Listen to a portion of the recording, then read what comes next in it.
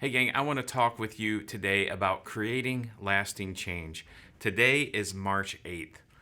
And if you take a second and you think about it, how many March 8ths have you had in your life? It's March 8th, 2022. Maybe you've had 25 March 8ths. Maybe you've had 30 March 8ths. But it's interesting to see behavior and patterns and the way we live our lives. And if we looked at this series of March 8th, I wonder if we went back 5 years, if we would see that there was some lasting change that we decided to create and it stuck, or if there was a lasting change that we decided to create and maybe it didn't stick.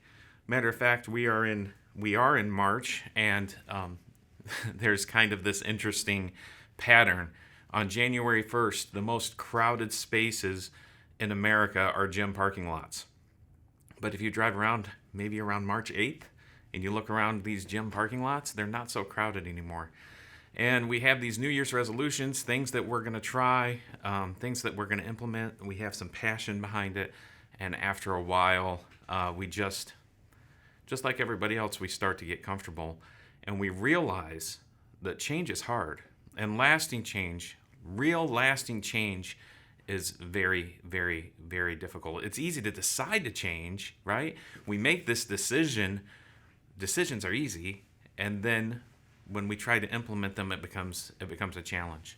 And maybe you felt that way. You joined a gym because you weren't happy with what you saw in the mirror, and in that moment, it motivated you to take action. Or maybe you tried to put on your pants and the button was a little tighter, or the belt was a little tighter, and you said, man, I can't keep doing this anymore, and you decided to make a change. Like I said, decisions are easy. But the reality is we start to move forward, and sometimes it doesn't stick. And the reason why that doesn't stick in that specific instance is because shame can be a motivator. We'll call it that way. Yes, guilt and shame, they can be a motivator where we don't like what we see, or we don't like how we feel, and it moves us into action. But it isn't what makes it last. It's a motivator, but it isn't a contributor to lasting change. So maybe that's happened for you, or maybe you were trying the sales thing, or you were trying to run your business, and you said, hey, I'm going to start this change because I'm tired of these results, and it motivated you to take action. But it didn't motivate you to keep moving forward, because motivation can only take you so far. Maybe you've heard this statement in science: an object in motion will stay in motion unless there's a force preventing it from continuing its trajectory. And sometimes that shame or that guilt, it motivates us. It's what moved us. But there's this other stuff that happens in our life. We're busy, and it creates friction, right? Just like gravity. Gravity creates friction in science, right? So our busyness creates friction. Our lack of interest creates friction. And next thing you know, we're exactly where we started. And there's this cycle that happens. One other thing that's helpful for us to understand to create lasting change is that our brains are really kind of lazy. Even the best of us, our brains are lazy. And our brains look for the easiest path to what I would call, we'll call it a dopamine hit. It's the easiest path to that dopamine hit. So for some people, that dopamine hit is picking up an Xbox controller and wasting an hour and a half. For some people, they know exactly where the remote control is. It's next to their recliner. And when they get home from work, they click on their show and they start watching. Matter of fact, we had this conversation with our agents this week. It's very interesting that companies understand how our neural pathways work, how we chase this dopamine sensation. And maybe you notice there's more TV shows than there are really movies anymore. Movies aren't really as exciting because our brains can only handle so much chase, right? So for a TV show, it's only about 22 minutes.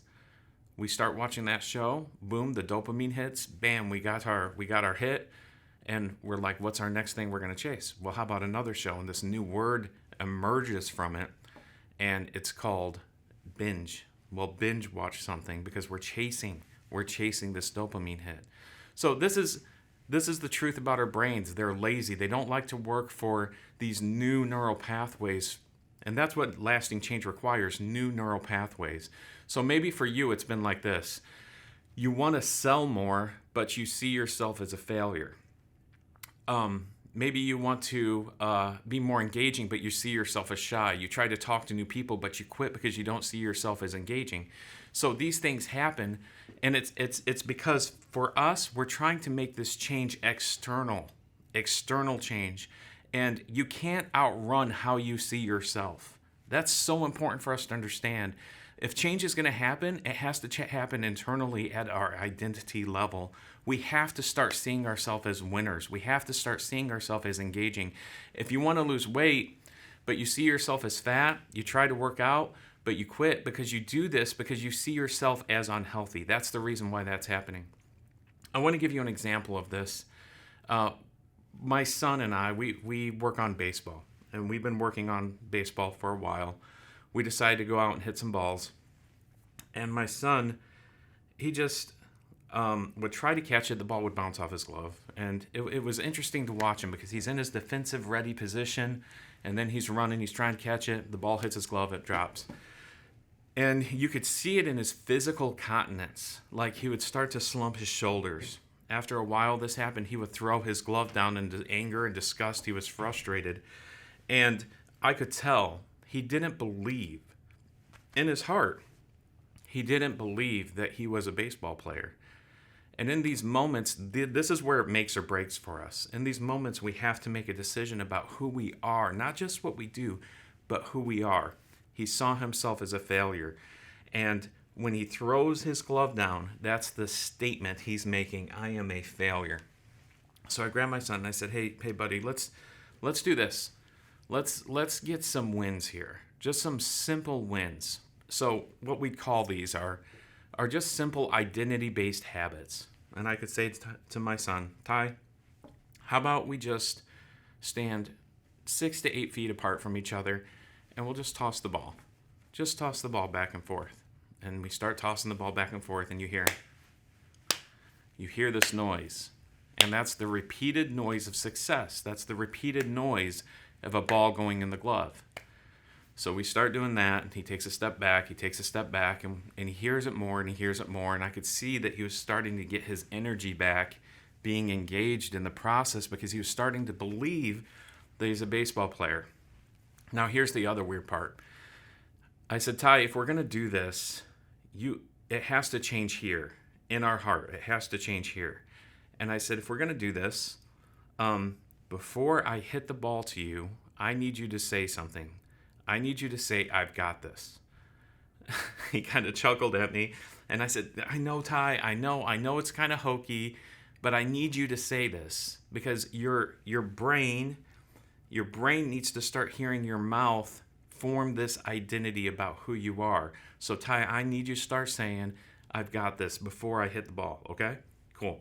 So I went out, hit it a couple times, didn't say it. I'm like, okay, come on, bud.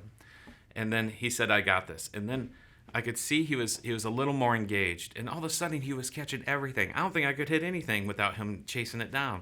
So it's pretty cool to see that process. And we all have to do this. Now, we're talking about baseball. We're talking about working out. But this is true about your business. This is true about how you lead people. This is true about how you sell. So the question is, what changes are you trying to make? What have you started and quit? And has this been a cycle for you? You are who you believe you are.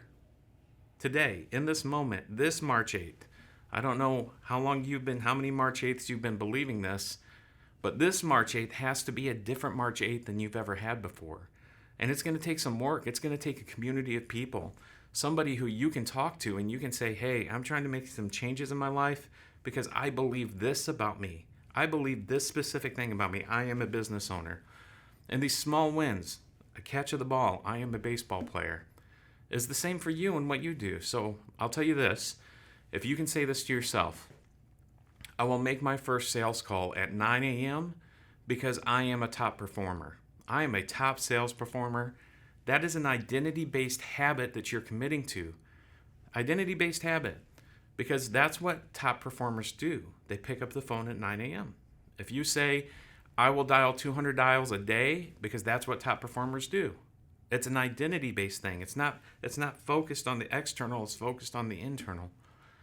And I will practice my presentation for 30 minutes at 8 a.m. because I am a closer. Maybe you struggle with closing, I don't know. But you have to be honest about it and do the things that closers do. Not just do them, but believe you are a closer. I hope today is a very different March 8th than you've ever experienced. March 9th, March 10th. I hope the middle of the year is a very different experience than you've ever experienced, because you're finally starting to win and you're starting to finally embrace who you really are. You got what it takes. You got what it takes to commit to these identity-based habits that have stickiness. If you want to win, you got to begin seeing yourself as a winner. If you have any questions and you want to talk a little bit about this, we'd love to connect with you. You can catch us at our website, lifeinsuranceacademy.org. You can catch us on the socials that you're watching this on right now. We'd love to connect. If you have questions, like I said, and you can hit the like button, that would be awesome. Hit that like button. Thanks a lot.